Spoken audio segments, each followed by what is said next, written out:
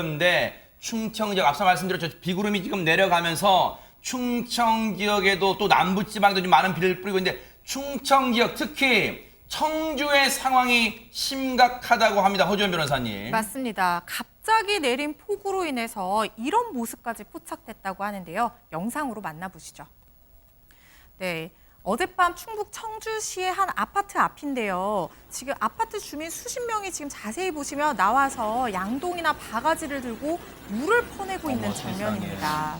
저게 이 지하주차장이 침수 위기에 처하니까 주민들이 저렇게 합심해서 지하주차장 사수작전을 밤에 펼친 건데요. 아이고, 세상에. 폭우 때문에 아파트 앞에 물이 사람 허리 높이까지 차게 되니까 소방당국이 출동해서 배수 작업을 시작했고요. 주민들이 나와서 저렇게 돕기 시작을 한 겁니다. 네. 집집마다 저렇게 바가지로 가지고 나와서 물을 연신 퍼내는가 하면 모래 주머니를 저렇게 설치하기도 하고 임시 차수막도 설치를 해서 이 지하주차장으로 물이 넘어오는 것을 필사적으로 막아보는데요.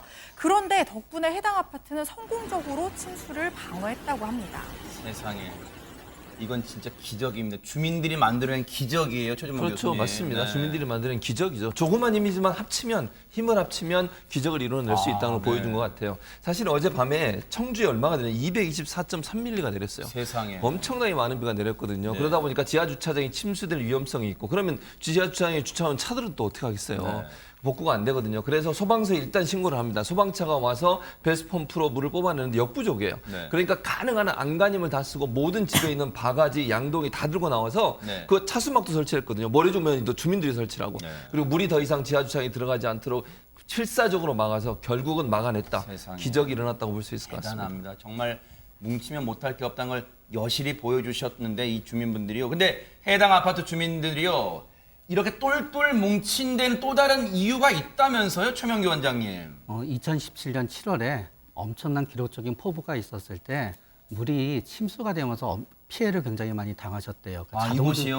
수십 대의 자동차는 말할 것도 없고 전기도 나갔고 나흘 이상 물이 안 나왔다는 거예요. 세상에. 그래서 제 추측에는 네. 어쩌면은 그때 다음에 똑같은 일이 생기면 어떻게 할까에 대해서 뭔가 계획을 세우고 해당되는 행동하시는 분들을 갖다 지정했을 수도 있고요. 아마 방송이 나왔을 때도 그냥 뭐 비가 내리니까 각각의 창을 조심하세요가 아니라 어쩌면 우리 주차장에 문제가 있으니까 우리가 계획한 대로 나와서 행동을 합시다라고 했던 부분이 있지 않았나. 그러니까요. 미리 훈련을 했던 부분도 있지 않았나라고 저는 한번 추측을 해봅니다. 네.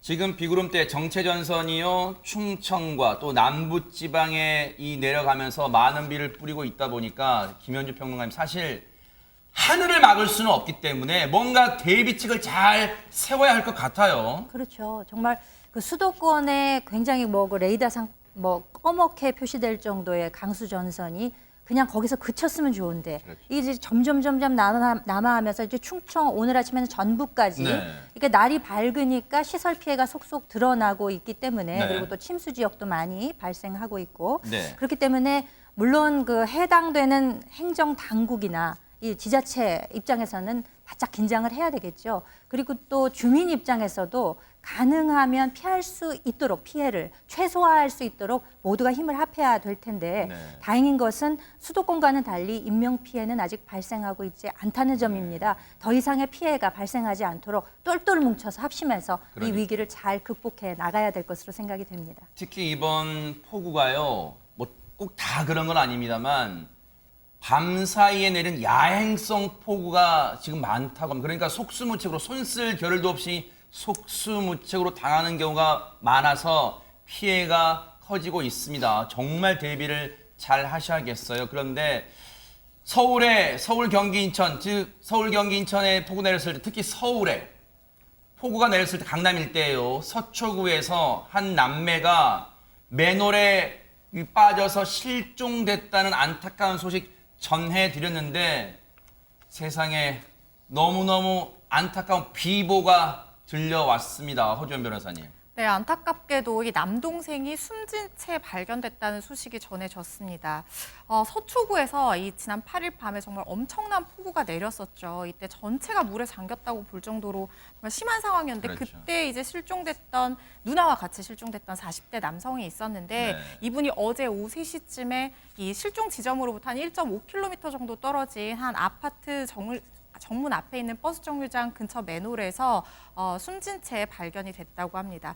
말씀하신 것처럼 저희 뉴스파이터에서도 이 소식 전해드렸었는데 그때 당시에 이 누나와 함께 친누나와 함께 이 아파트 건물에 피해 있다가 네. 수압 때문에 열려 있는 맨홀 미처 보지 못하고 누나가 먼저 빠지고 네, 지금 이제 빠진 맨홀이 이 맨홀입니다. 그렇죠. 그리고 누나를 구하기 위해서 네. 같이 빠진 이 남성이 네네. 이었었는데요.